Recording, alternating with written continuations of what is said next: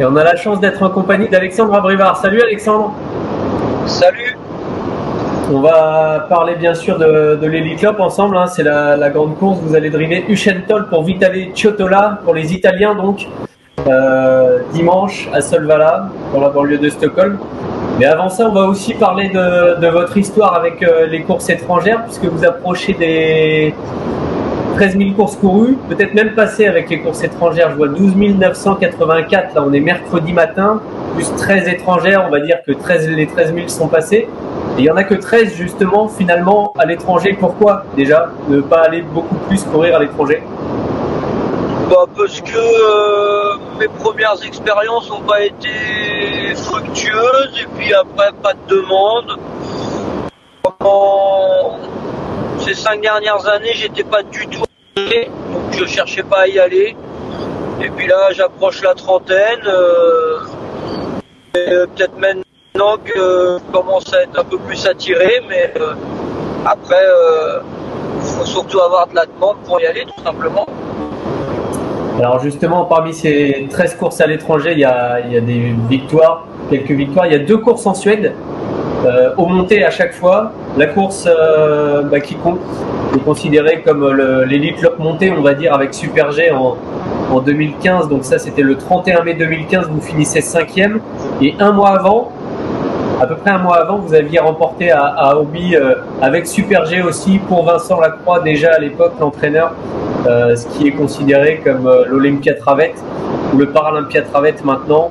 Donc ces courses-là, quel souvenir ça vous laisse? Alors les courses montées, bien sûr, mais l'ambiance de ces journées-là? C'est vrai que le jour de l'Olympia Travette, c'était une course un peu plus facile. Je me souviens, il avait gagné facile le cheval, et du coup après il avait été invité le jour de l'Elite Lopp. Et là le niveau était un peu plus relevé, on était 5e je crois. Et puis je courais que cette fameuse course montée vers midi et quart, donc après j'avais eu le temps d'apprécier le spectacle. Et c'est vrai qu'il y a beaucoup de monde et les gens sont fans des chevaux qui passent sur la piste. Hein. Bon là du coup vous allez driver un cheval que vous connaissez bien, Ucentol. Malheureusement le tirage au sort il n'a pas été somptueux puisque vous allez partir tout à l'extérieur. Comme ça là, une première réaction sur le tirage au sort, la forme du cheval qui revient d'Italie, il a couru à Naples ces derniers temps. Qu'est-ce que ça vous inspire tout ça? C'est sûr que c'est pas le numéro idéal, hein. On veut tous le 2 ou le 1 à ce niveau-là, mais du coup je me dis que pour une première participation pour moi à l'Elite Lopp, ça va être un peu plus simple à driver. Je vais pas avoir le choix que de me laisser glisser quand je vais pouvoir à l'arrière-garde et être dans les bonnes roues pour pouvoir placer un sprint à la fin et sauver une qualification. Voilà, au moins j'ai pas l'embarras du choix, question tactique quoi. Quelles sont les infos de l'entraîneur justement, Vitale Ciotola, avec qui vous avez certainement un peu échangé? Ouais, le cheval, moi, il m'a fait des super courses à Vincennes avant de très bien se comporter dans la loterie. Le cheval, il fait la loterie ferrée, son super offensif et il se classe quand même bon 4e, donc ça perd de la loterie. Puis la semaine dernière, il a été faire une course qualificative en Suède et il a fait la faute dans le tournant, mais il aurait gagné. Donc cette course-là, le gagnant était invité de l'Elite Lopp, donc c'était Mister Cul, il me semble, du coup, qui a gagné. Mais comme il se serait imposé, ils l'ont quand même invité, quoi.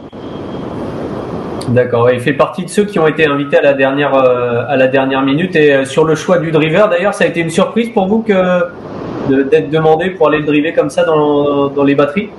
La batterie plutôt? Ouais, ça a été un peu une surprise parce que son entraîneur, il m'a appelé samedi soir après la course qu'il a fait la faute.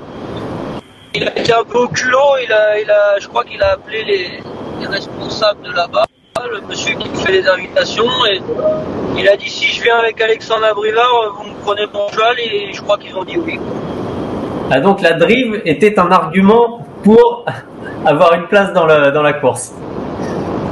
Peut-être il aurait dit si je viens avec mon driver italien, il l'aurait pris quand même aussi, mais en tout cas, c'est ce qu'il aurait dit là-bas. Après, voilà. Ça reste un Italien, faut en prendre et en laisser. Allez, on le regarde, Usain Toll dans le prix Kerjak. Alors on se remémore cette course-là. On est le 8 avril à Vincennes.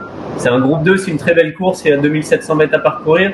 Et je vais pas vendre la peau de l'ours avant de l'avoir tué, mais le résultat on le connaît. Vous terminez deuxième d'étonnant et devant Hokkaido GL et Émeraude de Baie, des chevaux que vous connaissez par cœur aussi. Racontez-nous un peu la course. Là on est en haut de la montée. Étonnant sort devant Élite Beaufour. Et vous êtes un petit peu plus loin en bleu et blanc, on va dire à 3 rangs d'étonnant. Ouais, bah, j'ai une bonne course.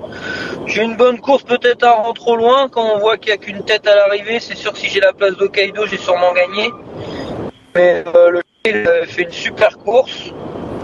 Étonnant, ça annonce comme étant un cheval potentiel vainqueur de l'Elite Lope. Et on n'a pas fini loin de lui ce jour-là. Hokkaido GL a fini avec Étonnant aussi dans les Ducs le coup d'après, donc c'est une chance à Étonnant. On peut se dire qu'on n'est pas hors d'affaire avec Usain Toll. Ce jour-là, il était quand même assez impressionnant. 11-3 pour les 2007 de la grande piste. Alors il faisait beau, c'est la belle période, etc. Mais finir aussi près d'Étonnant en refaisant autant de terrain, c'est quand même pas rien. Ouais, non, bah c'est pour ça que je vais le driver aussi. Hein. S'il avait fait 8e ce jour-là en travers, je ne peux pas monter dans l'avion. Qu'est-ce que vous pensez de l'édition 2023 de cette Elite Lope? Quels seront vos favoris, si on met bien sûr de côté Usain Toll? Moi je connais pas trop les chevaux, mais apparemment c'est une belle édition très ouverte avec de bons chevaux. J'ai regardé un peu forcément. Dans ma batterie il y aurait apparemment Hail Mary là, qui a été second l'année dernière, qui vient de se balader. Onek qui vient de gagner, et puis sans moteur apparemment, ça sera à peu près les 3 chevaux de la course. Et j'ai regardé l'Olympia Travette, sans moteur il démarre pas très vite, donc je me dis que Vivi Dwaisas et moi au couloir 7 et 8 on peut avoir un wagon qui peut venir dans le dernier tour avec sans moteur, donc ça peut nous servir. Donc qui c'est mon favori du coup, je sais pas trop. Peut-être quand même Hail Mary là au couloir 4 qui vient de faire sensation, ça doit être le favori quand même de cette batterie là, non? Et dans la deuxième batterie justement, enfin qui est la première puisque vous courez la deuxième? Ouais bah écoutez, moi je suis supporter d'Étonnant pour l'avoir drivé, je vais dire à son sulky, je lui souhaite que du bonheur. Et maintenant apparemment au couloir 2 et 3 c'est des bons chevaux là, on a Sprint, c'est Stoll de Show. Et puis il y a quand même Donfani Shizet qui a déjà gagné la course, hein, à pas négliger. Donc je pense que c'est deux belles batteries, deux batteries très ouvertes, avec des très bons chevaux. Donc difficile de détacher les chevaux favoris dans l'autre. Hein. C'est vrai que ça va être deux belles courses. Je rappelle les heures de départ. Tiens, 15h28 pour la première batterie dimanche. Ce sera la course 6 sur place. Et 15h55 pour la seconde batterie, donc avec Usain Toll et Alexandre Abrivard au sulky. Merci beaucoup Alexandre, bonne route pour rejoindre les hippodromes. Bon vol pour aller en Suède et on se retrouve évidemment très bientôt avec sur place bien sûr nos envoyés spéciaux Samuel Marchesso et Thomas Bourguin. À bientôt.